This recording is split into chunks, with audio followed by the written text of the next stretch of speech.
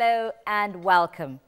Africa is often regarded as a continent where, between the burden of development and the failure of government, necessary conversations ensure that regional summits are either mere talk shops or serious rallying points for progress. During the week, President Uhuru Kenyatta of Kenya returned to his country from the African Union Summit in Addis Ababa, Ethiopia, only to realize that opposition leader Raila Odinga had been sworn in as the people's president.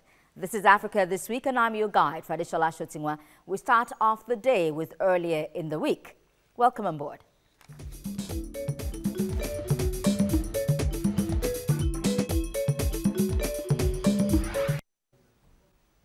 The 30th African Union Summit kicked off on Monday in Addis Ababa, Ethiopia, with a focus on reforming the organization and a call for continental free trade.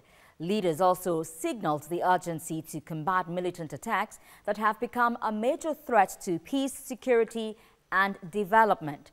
United Nations Secretary General Antonio Guterres praised the G5 Sahel Joint Force for tackling militancy in the region, while the new AU President Paul Kagame talked about a single African air transport market.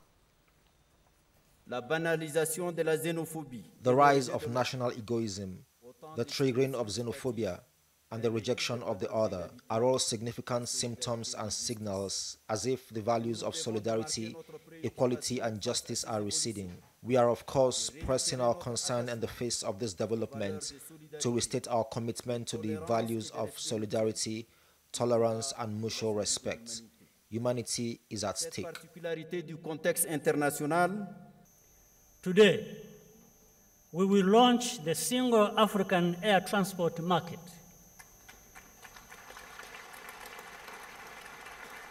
This is a major step forward for transportation. We are nearly ready to adopt the Continental Free Trade Area. It really needs to be done this year. The G5 Sahel Joint Force will tackle terrorism, instability, human trafficking, and drug smuggling in its troubled region. And the multinational Joint Task Force against Boko Haram is also tackling terrorism in the Lake Chad Basin. But these operations need the support of the entire international community. And still on Monday, hundreds of gunmen suspected to be cattle rustlers attacked Kadako community in Kiana local government area of Nasarawa State in Nigeria. This led to the missing of 2 Fulani tribesmen and the killing of 73 cows.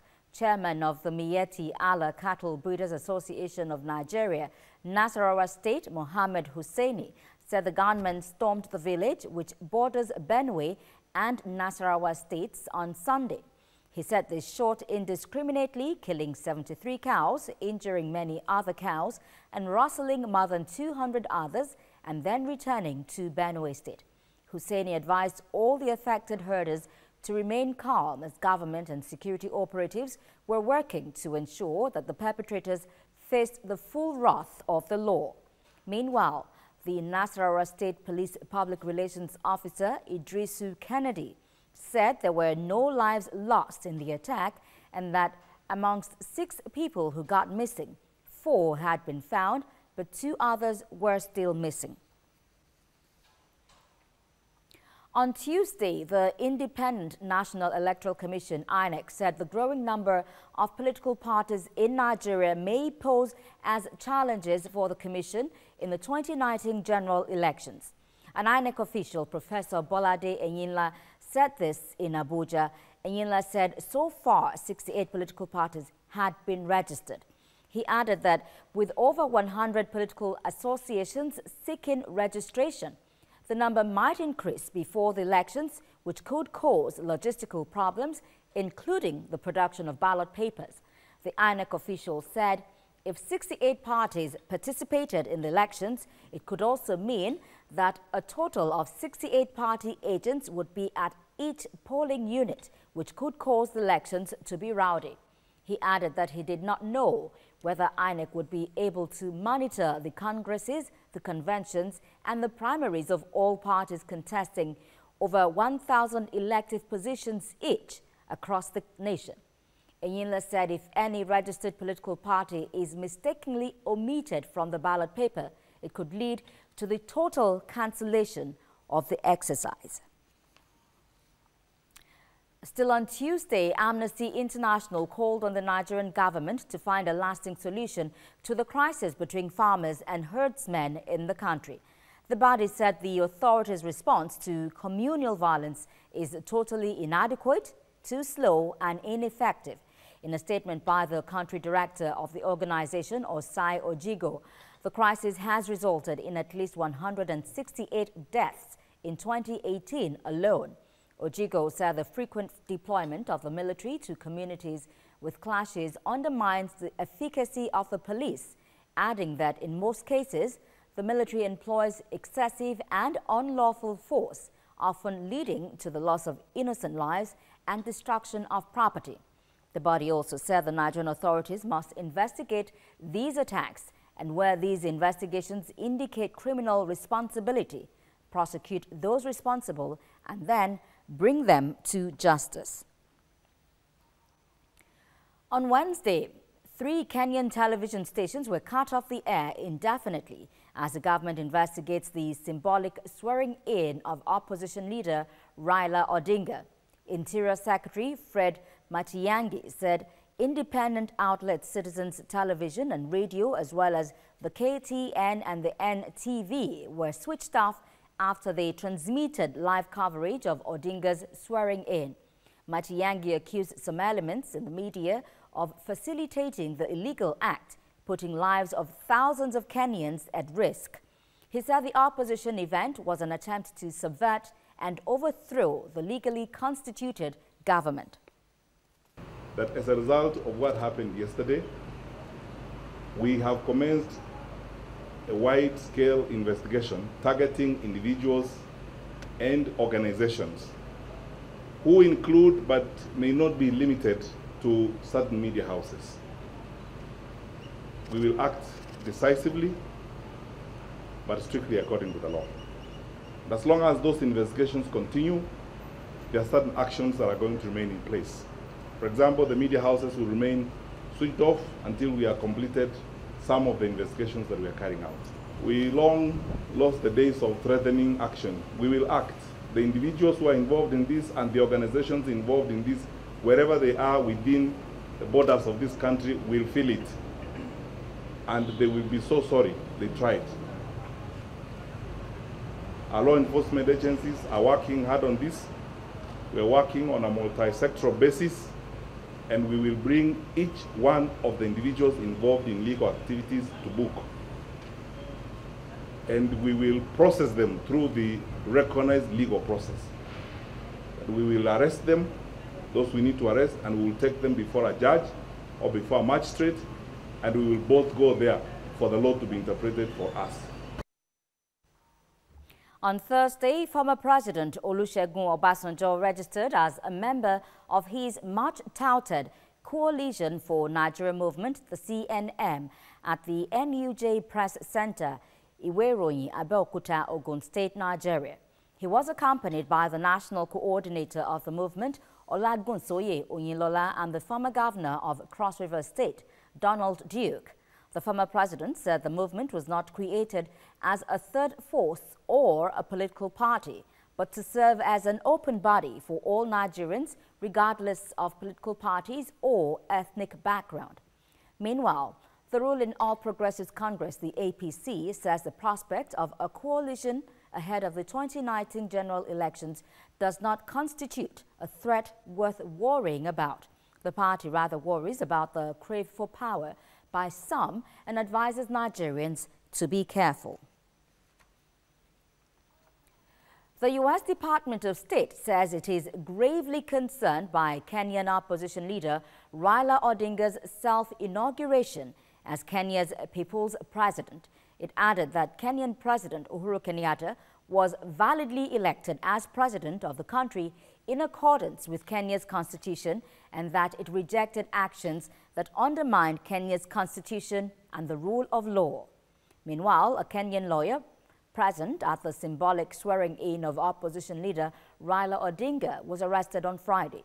The opposition coalition says Miguna was taken from his Nairobi home to a police station.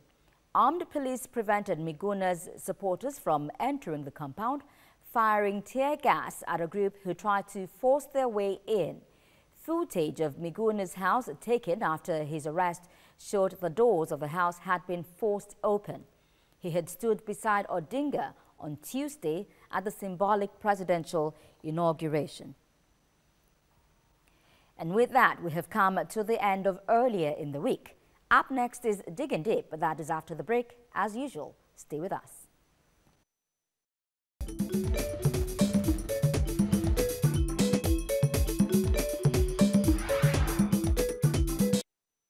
Welcome back to Africa This Week. Well, it has been so much for a brand of politics exclusive to just Kenya, with the rest of Africa wondering when the latest episode of the country's Game of Thrones will come to an end. From the wake of a controversial election to the aftermath of an unprecedented annulment in 2017, Kenya now finds itself on uncharted waters, home to both a substantial elected president and a non-official alternative president. Well, for those who beg to differ. Joining me to dig deep on Africa This Week is Cyril Agbako, a journalist and a researcher. Thank you for joining me on Africa This Week. Thank you, Fadi. Good to have you again, Cyril. Thank you. Thank you. So what are your reactions following the mock inauguration of opposition leader Raila Odinga? Well, I think in the first instance, I think the days following his so-called inauguration as People's President has proved that this was a monumental mistake, because you find that the international community, as well as even the rank and file of his own immediate political constituency, the NASA coalition, his party, both in spoken and unspoken terms, have risen against the action. It leaves him alone, it leaves him exposed.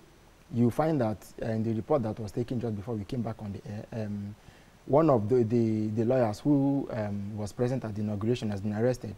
But I think that the Kenyan government is approaching the matter tactically. They are not attempting to go by way of law, because normally one would say that. But they should go by the way of law. Well, I think it's a political situation, and so they are trying to, I think they are trying to secure capital from what is going on instead of following the law to the latter. Politics, more than anything, needs the rule of law. Of course, it does need, and again, the morality of the Kenyan government's choices, you know, I mean, government led by Uhuru Kenyatta and his vice, William Ruto, is again a matter that, you know, that can be debated. But essentially, because this is politics, okay, and so people are looking for interest and what will benefit them. So I think they are maximizing what they can get out of this situation. You know, you said this mock inauguration was a monumental mistake. Yes. By whom now? Odinga or Kenyatta for allowing it to take place? Because he could have stopped that inauguration. Well, I think going by the tenet of democratic majority, the EU and I think the US and so on have said, well, that sufficient majority was and tolerance again was displayed on part of the government for not sending the police after, you know, the NASA people and so on. But you will find that, yes, this inauguration has taken place. Is it really effective? He had a mammoth crowd. Did you see that crowd? They were in their thousands. But you see, it's not about the crowds. The crowd, some days ago, they cried, Hosanna in the highest. Some days later, they cried, crucify him. So the crowds are not my problem. I think that Odinga's support base, and I'm sorry to put it this way, I mean, his wife was not there. Supporters, his key figures in the opposition, Moses Watengula. His wife was probably Musaila away for security reasons. No, she said she had family emergency, so of course you can give it. As at the morning of that inauguration, his co-principal stopped receiving his calls. His deputy, his running mate, Kalonzo Musyoka, you know, was in Germany. Late last year was in Germany, turning to his sick wife, and the opposition thinking was that, look, we have to proceed with this inauguration fair or foul. And if push came to shove, they'll inaugurate Raila Odinga in Nairobi and then fly to Germany, where Kalonzo was taking care of his wife in hospital, and saw him in there.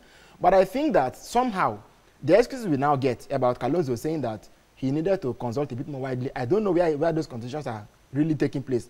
Within the party, there is division. Whether they come out to say we are united or not, we know that there's division. So I think, number one, getting back the party together is going to be a task for Raila. And then number two, seeking support from wherever he's going to get it. Because initially he said if the government was going to block the inauguration, he didn't mind having the inauguration just anywhere and going on exile to form a parallel government. To rule over who? Oh, well, the government, the Kenyan government, they warned him not that this action might attract treasonable charges. And yet he went ahead to do just this. What do you think might have been behind his conviction and his confidence? Well, I think, I mean, if you ask me, this boils down to something rather symbolic, something just symbolic. And that's why I think some people don't want to be taken for a ride, because it's symbolic, but it could also be catastrophic. If, assuming that the table came tumbling down, they let the damage not be collateral, let it not lead to the collapse of the entire opposition structure. So his key figures chose to stay away. But for Odinga as a person, I think he has to protect what in Kenya they call Odingaism. It may have been planned. No. You know that just him will appear. But I mean, the facts on the ground clearly tell us that it wasn't the case. So again, you look at the fact that from his father's own time as opposition leader, Odinga, when he fell out with Mzee Jomo Kenyatta, and up to the time when, I think for the Luo factor, which is his tribe, and again for the factor that they like to call Odingaism, I think it may serve some purpose if some years later his biography is written and people say, look, okay, he was the man whom we wanted, but he didn't get to become president. But whatever the case is, emotionally, he did something that made us feel like we had a president, whether he ruled us or not. So I think as an emotional president, and for the sake of history and biography writing and so on, it may serve some purpose. But that mock inauguration was... It might. It was symbolic by all counts. It was symbolic, and to push the symbolism further, you find that when it was time for him to take the oath, he veered off from the text in the Constitution. He held the Bible. Normally, to swear in the Kenyan president, you needed the common tradition. There was this stainless steel sword that's given to him, and so all those No, but he couldn't have had that because the real president if he took a green Bible in his hand, he could have purchased caricatures because, of course, it was a caricature event in the first place. All right. Analysts have said that this mock inauguration was just a stunt, publicity stunt by Raila. Do you really think that's what it was? Well, I mean, that's one side of the picture. Publicity, like I said, to have some sense of, yes, we got so far and we did this. And whatever the odds are, it was done. The fact is, I think even if you arrest Raila Odinga today, among some people, and quite a large section of Kenyans, it will be the culmination of years of what we might want to acknowledge as some form of injustice or exclusion, personified in Odinga. So if he was arrested this afternoon, for instance, and he's taken into custody, it will look like somebody who symbolized something for some people has been taken away, and so he will not become some sort of prisoner of conscience. The government is careful about it, and that's why I say it's not just about rule of law. It is purely political. And so, in a game of politics... Which leads me to ask, why hasn't he been arrested or charged yet? You see, I think they are playing careful. If you read papers coming out of Kenya... Instead, they were arresting the lawyer who stood by him. And I think either yesterday or 2 days ago, his supporters that came from Naivasha County, they were going back to Naivasha from Nairobi. They attacked a police station, a police checkpoint. The policemen were unarmed. They beat up the policeman and so on.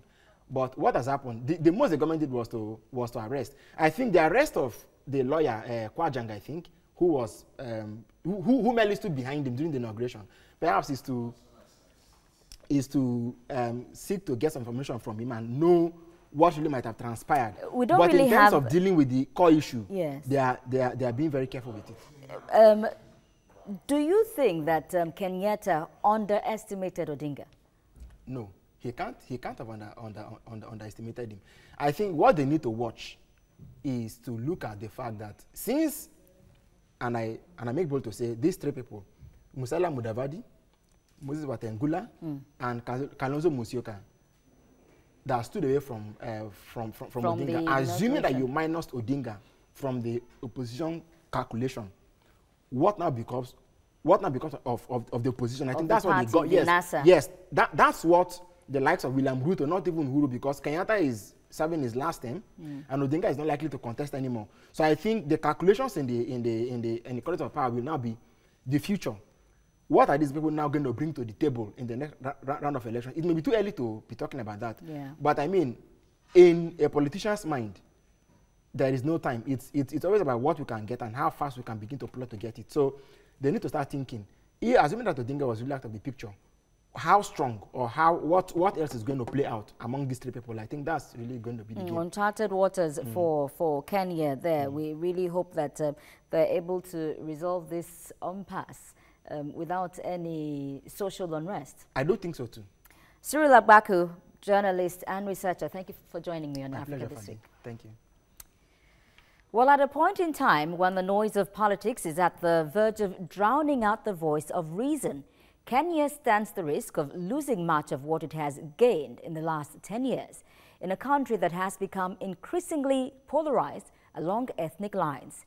Perhaps a wake-up call for African leaders to put national agenda above personal interests and ensure that democratic values and the rule of law are upheld for the benefit of the people. I have been your guide, Fadeshala Shotingwa. Many thanks for watching and bye for now.